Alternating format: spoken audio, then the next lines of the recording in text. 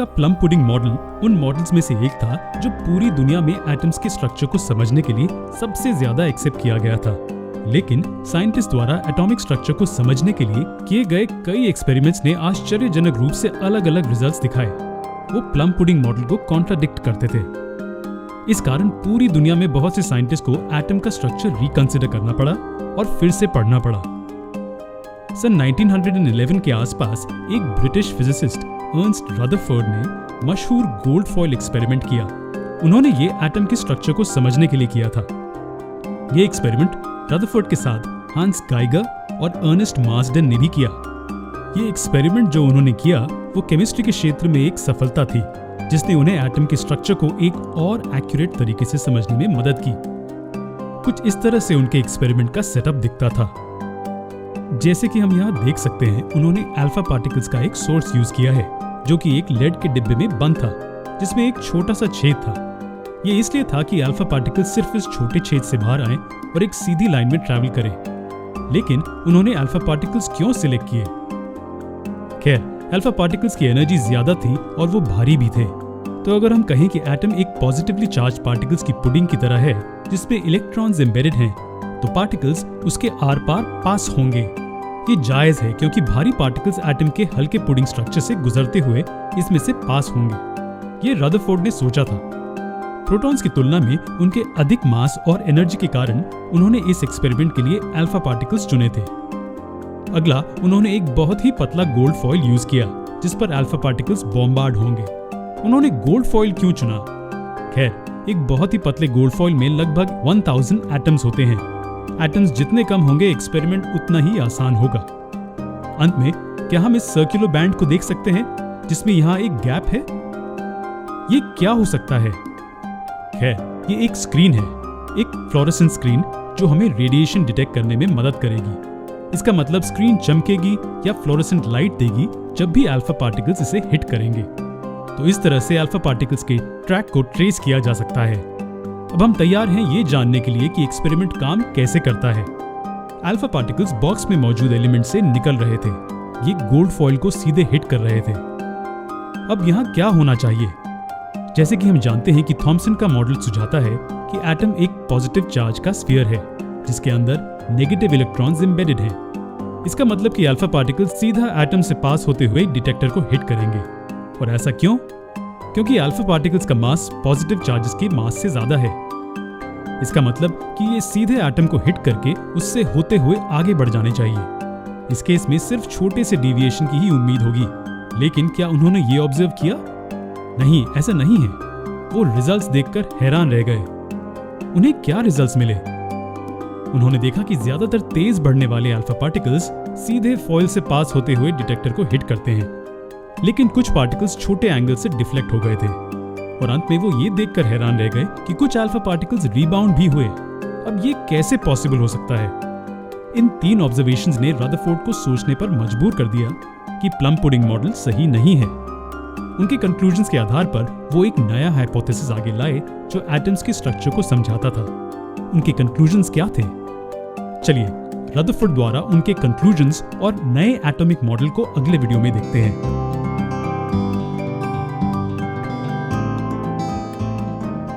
Rutherford's gold foil experiment ने उन्हें interesting results दिए। उन्हें कैसे रिजल्ट्स मिले?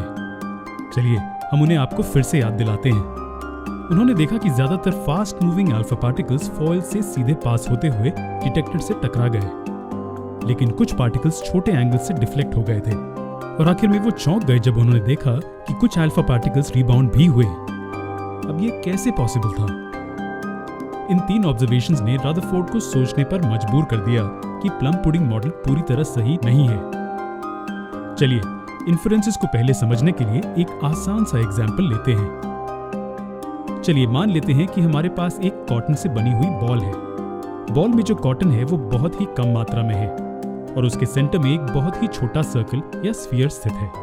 यह स्फीयर काफी हार्ड है, इतना हार्ड कि ये एक बुलेट शॉट भी रेजिस्ट कर सकता है। अब क्या होगा अगर आप बहुत सारे बुलेट्स इस कॉटन बॉल के आर पार मारें तो? इनमें से काफी सीधे कॉटन के सर्फेस के आर पार ट्रैवल करेंगे। क्या होगा अगर एक बुलेट इस सेंट्रल हेवी मास के एज को हिट करे तो? इस केस में बुलेट अपनी पाथ थोड़ी सी बदल लेगी और डिविएट हो जाएगी। तो सेंट्रल मास के साइज को देखते हुए ये जाहिर है कि सिर्फ कुछ बुलेट्स डिविएट होंगी। अंत में क्या होगा अगर एक बुलेट सेंटर को डायरेक्टली हिट करे तो? ये कहने की जरूरत नहीं है कि ये वापस बाउंस होगी, क्योंकि हम जानते हैं कि सेंट्रल डेंस मास बहुत हार्ड है एक बुलेट को उसके आर पार होने के लिए, इसलिए बहुत कम बुलेट्स वापस बाउंस होंगी। ये जो रदरफोर्ड ने एटॉमिक स्ट्रक्चर के बारे में समझा था उसके समान है। उनका पहला कंक्लूजन ये था कि ज्यादातर स्पेस एटम के अंदर खाली होती है। ये इसलिए क्योंकि ज्यादातर अल्फा पार्टिकल्स एटम के आर पार आसानी से पास हो पा रहे थे और डिटेक्टर को स्ट्रेट हिट कर रहे थे। अब अगर ज्यादातर स्पेस एटम के अंदर खाली है तो पॉजिटिव चार्ज कहाँ स्थित है? खैर, ये दूसरा कंक्लूजन है। पॉजिटिव चार्ज एक छोटी सी एंटिटी में कॉम्पैक्ट रूप से पैक होता है। ये एटम के अंदर एक बहुत ही छोटी स्पेस ऑक्यूपाई करता है। अब उन्होंने ऐसा क्यों सोचा? चलिए हमारे कॉटन बॉल और बुलेट एग्जाम्पल पर वापस चलते हैं। क्या आपको दूसरा और तीसरा केस याद आ रहा है? जी हाँ, बुलेट एज पर एक छोटे से स्फीयर को हिट करने के बाद डिविएट होती है और वो रिबाउंड होगी जब वो सेंटर को हिट करेगी। सेम एक्सप्लेनेशन इसके लिए भी सही है। थोड़े से अल्फा पार्टिकल्स डिविएट होते हैं, इसका मतलब कि यहाँ पॉसिबिलिटी है कि ये पॉजिटिव सेंटर के एज को हिट करे। हाँ, और एक और पॉसिबिलिटी ये है कि वो डिविएट होते हैं क्योंकि पॉजिटिव सेंटर अल्फा पार्टिकल्स को रिपेल करता है, क्योंकि वो भी पॉजिटिवली चार्ज्ड है और एक बहुत कम मात्रा में अल्फा पार्टिकल्स रिबाउंड हुए। इसका मतलब कि यहाँ पॉसिबिलिटी है कि इन अल्फा पार्टिकल्स ने पॉजिटिव सेंटर को डायरेक्टली हिट किया होगा। लेकिन क्योंकि इन रिबाउंडिंग पार्टिकल्स की मात्रा बहुत छोटी है, ये एक्सप्लेन करता है कि पॉजिटिव सेंटर जो वॉल्यूम ऑक्यूपाई करता है वो बहुत ही छोटी है। अगर स्पेस जो ऑक्यूपाई की गई है वो बड़ी होती तो बाउंस करने वाले अल्फा पार्टिकल्स की मात्रा ज्यादा होती। तो मान लेते हैं कि ये फॉइल में गोल्ड पार्टिकल्स हैं। उन्होंने देखा कि ज्यादातर रेज एटम्स के आर पार पास होती हैं। कुछ रेज अपना पाथ बदल देती हैं और डिफ्लेक्ट हो जाती हैं। अंत में बहुत कम पार्टिकल्स वापस बाउंस होते हैं। इन रिजल्ट्स के कारण रदरफोर्ड एक नए न्यूक्लियर मॉडल के साथ आए। चलिए उनके द्वारा आगे रखे गए हाइपोथेसिस को देखते हैं। पहला, एटम में एक पॉजिटिवली चार्ज सेंटर होता है जिसे हम न्यूक्लियस कहते हैं। एटम का लगभग पूरा मास न्यूक्लियस में होता है। दूसरा, इलेक्ट्रॉन्स न्यूक्लियस के चारों ओर सर्कुलर पाथ्स में घूमते हैं। तीसरा, न्यूक्लियस का साइज एटम के साइज की तुलना में बहुत ही छोटा होता है। लेकिन थियोरेटिकली इन हाइपोथेसिस में बहुत सारी खामियां थी। चलिए अगले वीडियो में रदरफोर्ड के हाइपोथेसिस के ड्रॉबैक्स को देखते हैं और इन दूसरे साइंटिस्ट नील्स बोर द्वारा एटॉमिक स्ट्रक्चर के एक्सप्लेनेशन को अगले वीडियो में देखेंगे।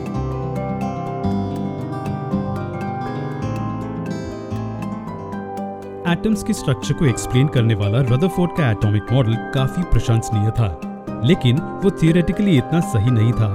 और हम ऐसा क्यों कह रहे हैं? हम जानते हैं कि कोई भी चार्ज्ड ऑब्जेक्ट जो एक सर्कुलर मोशन में घूमता है वो धीरे धीरे एक्सेलरेशन प्राप्त करता है। उसी तरह अगर इलेक्ट्रॉनिक सर्कुलर पाथ में तेजी से मूव हो रहा है तो वो भी एक्सेलरेशन प्राप्त करेगा और एक्सेलरेशन प्राप्त कर लेने पर ये किसी न किसी रूप में एनर्जी को रिलीज करेगा। अब अगर ये लगातार एनर्जी रेडिएट करता रहेगा तो अंत में इलेक्ट्रॉन की सारी एनर्जी खत्म हो जाएगी और वो न्यूक्लियस में गिर जाएगा। इसके कारण एटम अनस्टेबल हो जाएगा। लेकिन एक सेकंड रुकिए, ये सभी चीजें एटम के अंदर नहीं होती। और हम ये कैसे जानते हैं? क्योंकि नेचर में सभी एटम स्टेबल होते हैं। इसका मतलब कि क्या रदरफोर्ड द्वारा आगे लाए गए हाइपोथेसिस भी गलत थे? नहीं, ऐसा नहीं है। इस हाइपोथेसिस को थोड़े से मॉडिफिकेशंस की जरूरत थी। ये फिर हमारे लिस्ट में अगले लेजेंडरी साइंटिस्ट नील्स बोर द्वारा किए गए थे। उन्होंने एटॉमिक स्ट्रक्चर को डिस्क्राइब करने के लिए कुछ और एक्सप्लेनेशंस दिए। नील्स बोर द्वारा लाए गए पोस्टुलेट्स इस प्रकार थे। पहला, इलेक्ट्रॉन्स के डिस्क्रीट ऑर्बिट्स नामक कुछ स्पेशल ऑर्बिट्स ही एटम के अंदर अलाउड होते हैं। दूसरा, इन डिस्क्रीट ऑर्बिट्स में घूमते वक्त इलेक्ट्रॉन्स एनर्जी रेडिएट नहीं करते। अब ये पॉइंट्स हमें बताते हैं कि एटम इतना स्टेबल क्यों होता है। लेकिन ये पाथ्स या ऑर्बिट्स जिनमें इलेक्ट्रॉन्स न्यूक्लियस के चारों ओर घूमते हैं वो क्या हैं? चलिए इसे एक एग्जाम्पल की मदद से समझते हैं। क्या आप जानते हैं कि हमारा सोलर सिस्टम कैसा है? जी हाँ, ये कुछ ऐसा दिखता है ना? अब यहाँ सन सेंटर में स्टेशनरी है, जबकि प्लैनेट्स उसके चारों ओर घूमते हैं। लेकिन क्या आपने नोटिस किया कि प्लैनेट्स हमेशा फिक्स्ड पाथ्स में घूमते हैं? हम कभी भी किसी भी प्लैनेट को अलग पाथ पर कूदते हुए नहीं पाते, है ना? वो हमेशा सन के इर्द गिर्द निश्चित पाथ्स में घूमते हैं। इसी तरह से हमारे पास एटॉमिक स्ट्रक्चर है। न्यूक्लियस सन की तरह सेंटर में होता है और इलेक्ट्रॉन्स प्लैनेट्स की तरह होते हैं जो फिक्स्ड डिफाइंड ऑर्बिटल्स में घूमते हैं। इन इलेक्ट्रॉन ऑर्बिटल्स को शेल्स या एनर्जी लेवल्स कहा जाता है। अब एनर्जी लेवल हमें एक इंपॉर्टेंट कॉन्सेप्ट पर लाता है। नील्स बोर ने सुझाया था कि इलेक्ट्रॉन्स जो इस ऑर्बिटल्स में घूमते हैं एनर्जी रेडिएट नहीं करते हैं। अब ये टर्म एनर्जी लेवल्स यूज करना जायज है क्योंकि ये इंडिकेट करता है कि हर शेल का एक डिफाइंड एनर्जी लेवल होता है। इसका मतलब कि जब इलेक्ट्रॉन्स इन शेल्स में घूमते हैं तो ये किसी भी तरह की एनर्जी रिलीज नहीं करते हैं। और हम इन शेल्स को नाम कैसे देते हैं इनकी पोजीशंस इंडिकेट करने के लिए? ये आसान है। न्यूक्लियस के पास वाले से शुरू करते हुए हम इनके नाम K shell, L shell, M shell, N shell and so on रखते हैं। जी हाँ, K, L, M, N and so on. और क्या अगर हमें इन्हें नंबर देने हो तो? खैर, हम लेटर N को लोअर केस में यूज करते हैं और इन्हें N equals 1, N equals 2, N equals 3 and so on रूप में लिखते हैं न्यूक्लियस के अगले वाले शेल से शुरू करते हुए। तो हम इन्हें अल्फाबेटिकली या फिर नंबर से भी नेम कर सकते हैं। इन सभी थियोरीज और पॉइंट्स को जानते हुए क्या हमें एक टिपिकल एटम का स्ट्रक्चर पूरी तरह पता है? न्यूक्लियस में पॉजिटिव प्रोटॉन्स और इलेक्ट्रॉन्स होते हैं जो फिक्स्ड ऑर्बिटल्स में घूमते हैं। क्या एटम का स्ट्रक्चर इस तरह होता है? नहीं, ऐसा नहीं है। हमारे पास अभी एक और सबएटॉमिक पार्टिकल बचा है। ये क्या और कहां हो सकता था? चलिए पता लगाते हैं। सन 1932 के दौरान सर जेम्स चैडविक नामक एक मशहूर इंग्लिश फिजिसिस्ट ने तीसरा सबएटॉमिक पार्टिकल ढूंढा था। उन्होंने ढूंढा कि पार्टिकल्स का जो मास था वो प्रोटॉन के लगभग बराबर ही था। और उनके चार्जेस का क्या? आश्चर्यजनक रूप से इनमें कोई चार्ज नहीं था। जी हाँ, पार्टिकल्स न्यूट्रल थे। इन पार्टिकल्स को बाद में न्यूट्रॉन का नाम दिया गया और उन्हें लेटर N से डिनोट किया गया। अब हमारे पास एटम का पूरा डिजाइन है। न्यूक्लियस के सेंटर में पॉजिटिवली चार्ज्ड प्रोटॉन्स और न्यूट्रल न्यूट्रॉन्स होते हैं, जबकि नेगेटिवली चार्ज्ड इलेक्ट्रॉन्स न्यूक्लियस के चारों ओर फिक्स्ड ऑर्बिटल्स में घूमते हैं। लेकिन ऑर्बिटल्स में इलेक्ट्रॉन्स को एग्जैक्टली कैसे डिस्ट्रीब्यूट किया जाता है? क्या ऐसा कोई तरीका है जिससे एक ऑर्बिटल में कितने मैक्सिमम नंबर ऑफ इलेक्ट्रॉन्स होते हैं ये ढूंढा जा सके? या क्या इलेक्ट्रॉन ऑर्बिटल्स में रैंडमली बिखरे होते हैं? चलिए इन क्वेश्चंस का आंसर हमारे आने वाले वीडियोस में ढूंढते हैं।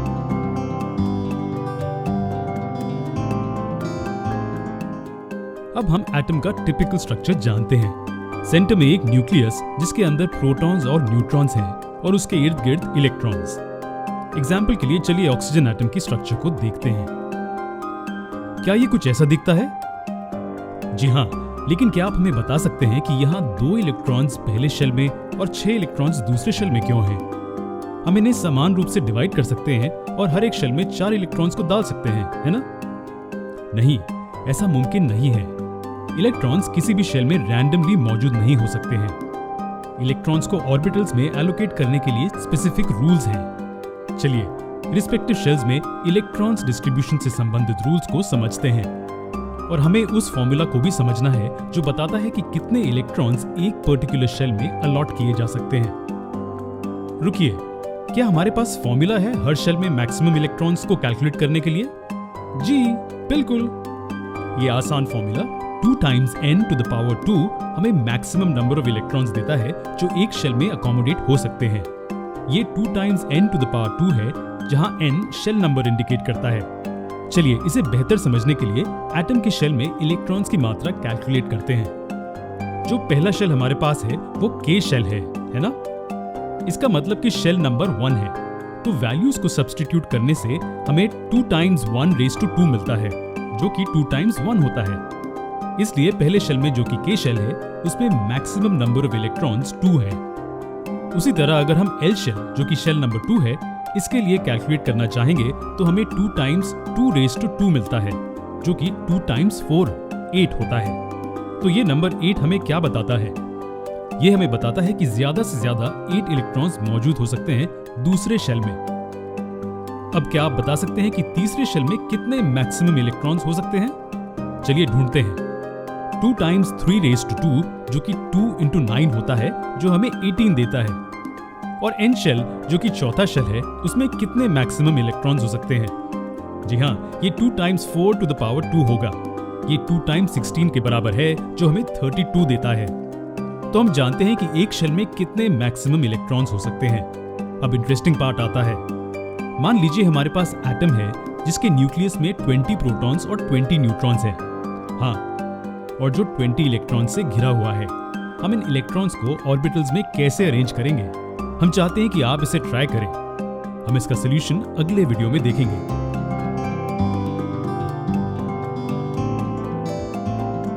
पिछले लेसन के अंत में हमने आपको ये सिचुएशन दी थी जिसमें कहा गया था कि एक एटम के न्यूक्लियस में 20 प्रोटॉन्स, 20 न्यूट्रॉन्स और 20 इलेक्ट्रॉन्स है। आप इन इलेक्ट्रॉन्स को ऑर्बिटल्स में कैसे अरेंज करेंगे? हम ये भी जानते हैं कि हर शेल में कितने मैक्सिमम इलेक्ट्रॉन्स हो सकते हैं। चलिए पहले शेल से शुरू करते हैं। पहले शेल में कितने इलेक्ट्रॉन्स हो सकते हैं? इसमें मैक्सिमम 2 इलेक्ट्रॉन्स हो सकते हैं। तो पहले शेल में 2 इलेक्ट्रॉन्स होंगे। अब 18 इलेक्ट्रॉन्स बचते हैं। हम ये जानते हैं कि अब दूसरा शेल 8 इलेक्ट्रॉन्स अकोमोडेट कर सकता है। तो पहले ऑर्बिट में 2 और दूसरे में 8। अब 10 इलेक्ट्रॉन्स बचते हैं। हम जानते हैं कि तीसरा शेल मैक्सिमम 18 इलेक्ट्रॉन्स अकोमोडेट कर सकता है। तो क्या इसका मतलब यह है कि हम बाकी के बचे 10 इलेक्ट्रॉन्स तीसरे शेल में डाल सकते हैं? नहीं, हम ऐसा नहीं कर सकते हैं। इसके बजाय हम तीसरे शेल में 8 इलेक्ट्रॉन्स ऐड कर देते हैं और बाकी के 2 हम आखिरी शेल में ऐड कर देते हैं, जो कि इस केस में हमारा चौथा शेल है। लेकिन क्यों? अगर तीसरा ऑर्बिटल 18 इलेक्ट्रॉन्स अकोमोडेट कर सकता है तो उसमें सभी 10 इलेक्ट्रॉन्स क्यों नहीं हो सकते? ये हमें हमारे पहले रूल की ओर लाता है। ये रूल कहता है कि आउटर मोस्ट ऑर्बिट में मैक्सिमम 8 इलेक्ट्रॉन्स हो सकते हैं। तो यहाँ क्या हुआ? अगर हम सभी 10 इलेक्ट्रॉन्स तीसरे ऑर्बिट को अलॉट कर दें तो यहाँ कोई चौथा ऑर्बिट नहीं होगा और इसका मतलब ये होगा कि तीसरा ऑर्बिट ही आउटर मोस्ट ऑर्बिट होगा। और अगर ऐसा हो तो इसमें 10 इलेक्ट्रॉन्स के होने से रूल कॉन्ट्राडिक्ट होगा। याद रखिए कि ज्यादा से ज्यादा सिर्फ 8 इलेक्ट्रॉन्स ही आउटर मोस्ट शेल में मौजूद हो सकते हैं। तो अब हम क्या करेंगे? हम तीसरे शेल में 8 इलेक्ट्रॉन्स और बाकी बचे 2 इलेक्ट्रॉन्स चौथे शेल में बांट देंगे। अब आउटर मोस्ट शेल में सिर्फ 2 इलेक्ट्रॉन्स हैं और रूल कॉन्ट्राडिक्ट नहीं हुआ। लेकिन रुकिए, ये 2, 8, 6, 4 क्यों नहीं हो सकता? यहाँ भी आउटर मोस्ट ऑर्बिट में 4 इलेक्ट्रॉन्स हैं जो कि 8 से कम हैं। लेकिन हमारे पास तीसरे ऑर्बिट में 8 क्यों हैं? इस पॉइंट को याद रखिए। हम इस कॉन्सेप्ट को अगले वीडियो में कवर करेंगे। तो ये 2, 8, 8, 2 है। इस तरह से अलग अलग ऑर्बिट्स में इलेक्ट्रॉन्स बांटे जाते हैं। क्या यहाँ कोई दूसरा रूल है जो हमें जानना चाहिए?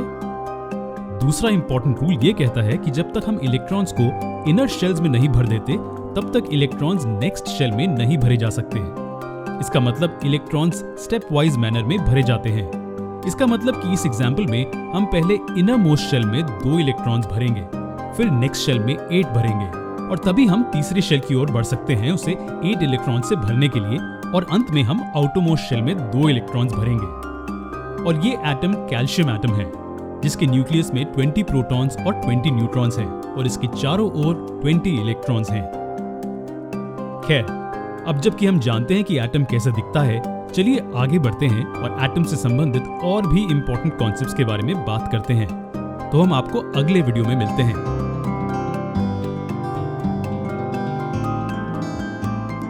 केमिस्ट्री कई क्वेरीज के आंसर देती है। ये प्रैक्टिकल वर्ल्ड को थियोरेटिकल कॉन्सेप्ट्स द्वारा समझने में मदद करता है। लेकिन केमिस्ट्री को सभी आंसर्स कहां से मिलते हैं? हमारे आसपास सभी चीजें रिएक्शंस के कारण इतनी तेजी से कैसे बदल जाती हैं? खैर, ये आंसर्स एटम के छोटे न्यूक्लियाई में होते हैं। जी हाँ, हर एटम के अंदर छोटा सा न्यूक्लियस एक खजाने के बक्से की तरह है। ये कई रिएक्शंस के रहस्य रखता है।